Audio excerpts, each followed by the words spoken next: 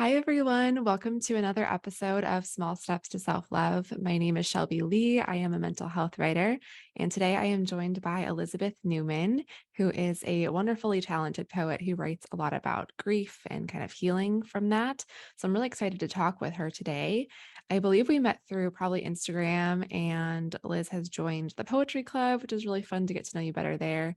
And yeah, I think we just have connected through the poetry community on Instagram. So I'm really excited to chat with you further, learn more about your work, and talk about grief and healing, which I think is a really important topic. So I'll pass it over to you to tell us more about yourself, anything you want to share. Great. Well, first of all, thank you for having me, Shelby. I'm really excited. And the Poetry Club is so cool. So, any poets or writers should definitely join us over there. Thanks. But my name is Liz Newman, and I have been writing in the online space since about 2016. I started primarily with blogging, and it has since morphed more into a focus on poetry. And even more so, my writing has really taken on the focus of grief in the past year or so since the passing of my father in January of 2021. So it's been really cool to kind of see. I know you can relate to the Shelby, how your work just changes over time with the different things that have been placed on your heart and the different messages. But it's been really cool to be in this online space and to share my writing in these platforms. Yeah, that's wonderful. And I'm sorry for your loss, by the way.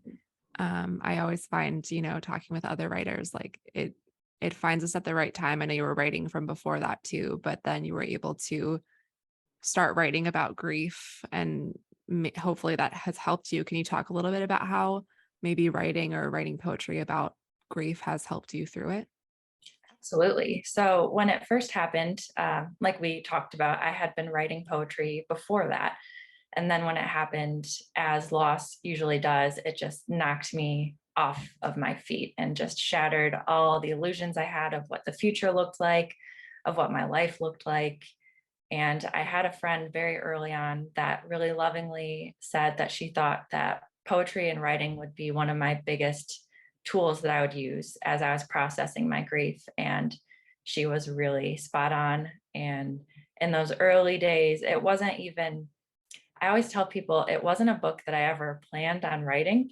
It was just something that poured out of that experience. These emotions and experiences that I was having, they had nowhere to go. And poetry was the outlet. So I just wrote most of them in the notes section of my phone. And it really became like a grief chronicle. And the cool thing about having it on the phone, as I like to write pen to paper, but having it on the phone was cool because you could see the timestamps from the different days that the Mm. poems were written. So it was genuinely like the acute phase of grief. You could see some of the poems from that part. And as I journeyed on, there were more and more poems that were just kind of walking through what the journey has been like for me and how things had changed and evolved. And it's really special to be able to look back and see what it felt like at the very beginning versus what it feels like now and how it's just constantly changing. Right. Yeah, that's really, really interesting. Did you find yourself sitting down to write on your phone and things would come to you, or did you kind of go throughout the day and as things came to your mind, you would jot them down in your phone? I think it was more so in the moment as it would come to me, I would just pour it out. And some of the poems, I think every writer has like their file that doesn't see the light of day, that the very raw ones, the very like acute ones. Some of them will only ever be for me, but Right. I think that's the beauty of writing. It can be shared or it can be extremely personal and just for you, but every piece of writing can serve a different purpose. And every bit of it was so helpful and so healing. Yeah, definitely. I definitely have that file myself that may or may not ever see the light of day, but it's there. Yeah. Yeah, speaking of sharing, could we hear one of your poems? I know you had selected a couple maybe from your book to share. Yes, absolutely. So the first one I'd love to share is a poem that's called The Visitor. And it is just about when grief comes to meet you along your journey. When grief first came knocking, I thought I had two choices. I could lock the door, close the blinds, activate alarms, and shut it out. But I still lived in fear of its intrusion, of it finding a way around my security systems, around my defenses. Or I could invite it over for morning coffee. I would set the terms, block out the time. I would get my house in order and sit beside it, let it say its piece and send it away as quickly as it came. But grief doesn't care much for schedules or facades, an unexpected visitor who comes and goes as it pleases. So now I'm learning another way. When grief comes to visit, I leave the door unlocked. Sometimes it frantically storms in. Sometimes it taps quietly on the door, waiting for a response. But I'm learning to let it in, to sit with it, to see it and feel it. So now when grief knocks, I let it in. I let it in. Beautiful. So Thank good. I find whenever I write poems that personify a certain feeling, it's because it really does feel like it's there with me. Like it is a being that is like there with me. And do you feel the same way? Is that kind of what led you to writing a poem like that? Oh, absolutely. It just becomes this constant in your life once you've experienced the loss, especially. And it may change over time, but I think that imagery can be such a helpful therapeutic tool, not only for the writer, but also for the reader, because it can be hard to name what you're feeling or what you're experiencing. And the imagery of that poem, especially, I just think really helped explain what it's been like for me personally and for a lot of other people. It's just something that, like you said, it just feels like it's there with you. And it really feels like its own entity and its own being. And it's just demanding attention or acknowledgement. Right. Yeah. That's so interesting. How have you felt that your relationship with grief with that entity has changed over time and maybe impacted your view of yourself or your self-love? It's so interesting because it's one of those things that you'll never fully understand until you're experiencing it for yourself. And even then, there are different ways that you would react and interact with grief depending on what the losses are. It can be different depending on who you've lost. It can be different with different relationships. And I think everyone experiences losses along the way, whether it's loss of a loved one, loss of expectations of what you thought your life would look like, loss of just about anything, because we're human beings and there are going to be disappointments in so many different aspects of our life. And I think that that has been something that I've been learning to process, because that's one of the biggest things, is that it's something that needs to be felt and experienced. And it's something that's constantly changing and evolving. And I Mhm. think for a lot of people, they have certain expectations for themselves, like they should be through it or over it by X amount of time. But things like this are just not on a timeline. And it's not something that there can be prescribed stages or anything like that. It's Mhm. something that you have to tread very gently. You have to give yourself a lot of grace on this journey and allow it to evolve and be different. And there will be a time when it's very acute and very painful and all consuming. And you need to be able to allow yourself to feel that and to journey through that. And there will be some times when it might be a little bit more static in the background, and Mhm. you might feel joy and love and all the things you never thought would be possible to feel again. And just the living in the tension is such a big part of grieving and allowing yourself to feel all the things that you need to feel and not compare it to what someone else's journey looks like, because I think that we can be guilty of doing that as well. We compare ourselves to what we think other people's journey would look like or what other people might expect us to be experiencing. And it's Right. just something we need to allow ourselves to adapt to, as it demands different things from us every day. Mhm. Yeah, all such good advice to not compare yourself to other people's timelines or journeys and let yourself feel for as long as you need to Mhm. heal. Yeah, that's really, really good advice. What are some ways that you would recommend that our listeners can help to move forward in their grieving process or their healing process? Yes. Well, I think one of the things that you hear a lot is that time heals all wounds. And I think that time can be very helpful, but it's something that's going to be with you for as long as you live, especially with loss of a loved one, because the love will be there forever. So the grief will be there forever. And grief can be tricky because it can come up in happy times, it can come up in sad times, anniversaries, milestones, all these big things that you expected would have that person in it, the memories that you thought would include them. And it just involves allowing yourself to grieve those little things along the way, and even grieving the difference in the person that you are. Because sometimes when we lose someone, so much of the relationship that we had, that role that we filled with that person, it's just not there in the same way. So we have to learn different ways to carry that love forward with us. So I think that one of the biggest things I'm learning is just to allow it to be what it is from day to day and even from moment to moment. And some days you might not be able to do your normal routine. And I remember I was talking to my mom near the beginning, and I was just not able to do my normal schedule one day. And I was just telling her that I felt like such a failure and felt stuck. And she said, "Honey, sometimes you can't do normal when your heart is broken." And I thought that was such a beautiful insight on her part. And some days you can't do normal when your heart is broken. You can't always have the same demands put on your heart when you're grieving or when you're hurting.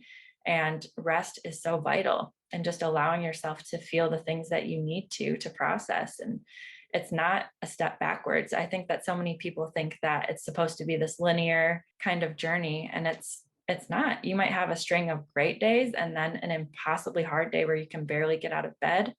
And that doesn't mean that you're taking a step backwards or you're not processing. It's just the nature of the situation. It's your heart has never been through this before, and it's trying to learn how to carry a love forward that's not presenting in your life in the same way. So I think just being very gracious with yourself if you're the one grieving. And then if you're walking alongside someone that's grieving, I think the power of presence is key. You just need people to come alongside, and you need to see the grieving person. That's what the grieving person needs the most, is to feel seen and to feel heard and to feel like they have a safe space to say the things that they're feeling and experiencing. And that's hard, especially for the person walking alongside someone grieving. It's really uncomfortable to sit with someone in their pain and not have that knee-jerk reaction to fix it or rush it or get through it, because that's just not a reality with grief. You can't rush through it or get through it. So it takes a lot of courage on the person that's coming alongside the griever as well, to sit there with them and to know that they're not going to be able to fix it, but they get to bear witness to this really raw moment, and they get to be there and just be a safe space for someone to feel the things that they need to feel. So the power of presence is just huge, and not to be afraid to walk alongside that person and let them feel the things they need to, because we all just need each other so desperately. And that's the other big thing that I've learned along this journey is we need community. We need each other. We need art. We need to feel like other people have experienced the things that we've felt, and that we're not alone on this isolating path of loss or grief or hurting. And I think that's the beautiful thing about poetry, especially, is that it just gives voice. It gives people the words that they were looking for, that they didn't even know that they were feeling. And so much of grief is lonely and isolating. And if we can bring that into the light, it just makes such a big difference, because it's still going to hurt and it's still going to be scary. But when things are brought into the light and into the open, we can fight them together. We can get the tools that we need to heal and to process. And it's just so much better when we can let someone in and really see what we're feeling. Oh my gosh, such a beautiful answer. The whole time you were talking, I'm like over here nodding. Yes, yes, yes. Oh my gosh, that quote from your mom had me choked up, because that's just so profound and true. We put so much pressure on ourselves to get back to normal, whatever normal is, when that's not true and that's not really the goal. We're trying to heal and we're trying to grieve that person, but they're gone, so it's not going to go back to, how it was before. And we have to kind of heal through that and process that. Absolutely. And yeah, and such a good reminder too, just to be present for someone. I think that's another thing that I put pressure on myself of, like, what do I say? What's the right thing to do?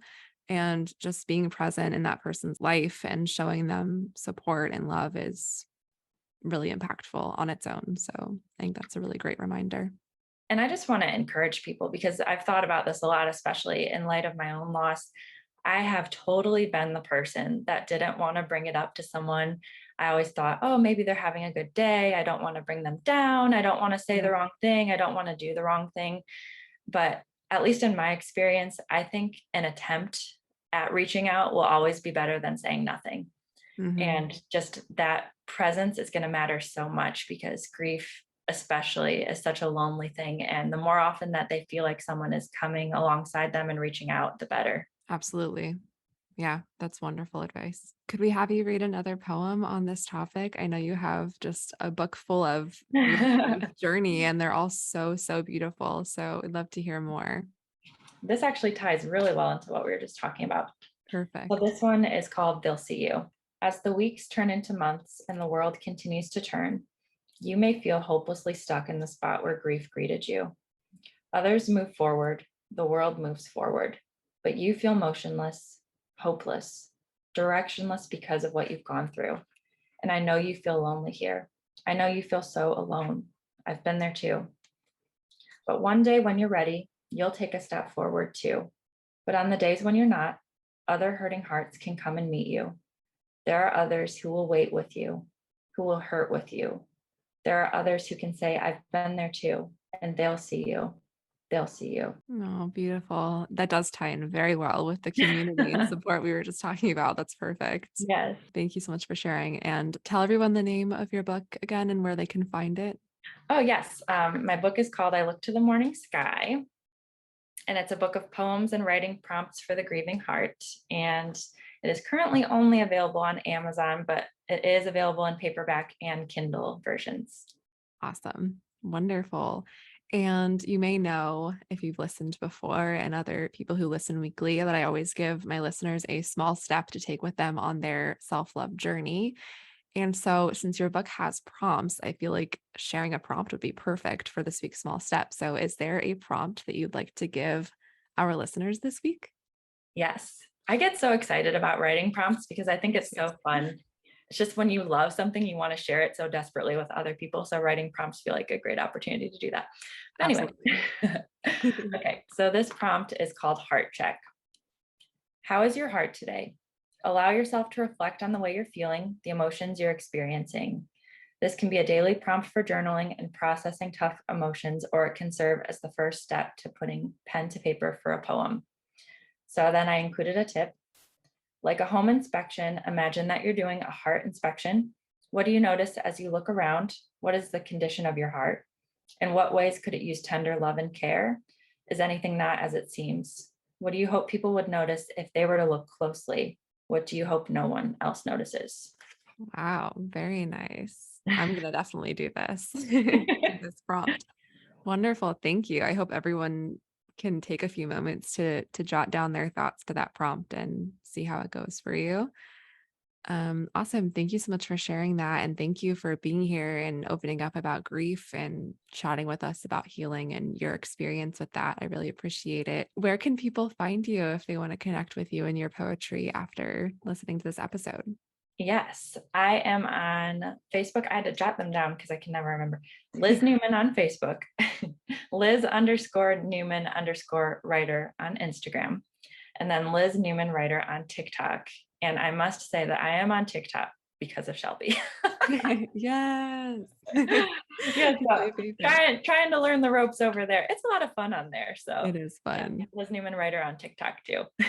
Awesome. Everyone go follow Liz on TikTok. I will put the links in the description as well to your book and to all of her socials and everything. So thank you again for being here. This was really wonderful. Anything final you'd like to add before we close for the day? Thank you for having me. It's been so fun. And I just want to say to anyone grieving that I'm so sorry for the loss that you have to carry now, and that the things that you're feeling are normal, and that it's not a linear process. It's just something that you learn to carry day to day. But there is a big community of people that are hurting alongside you and that want to walk alongside you, and you don't have to journey alone. So I just always want to encourage people that you're not alone, no matter how isolating it feels right now. You are not alone. Beautiful message. Thank you, Liz. All right, everyone. Thank you so much for listening. I hope you have a wonderful week filled with self compassion and love and kindness. And I'll see you next week.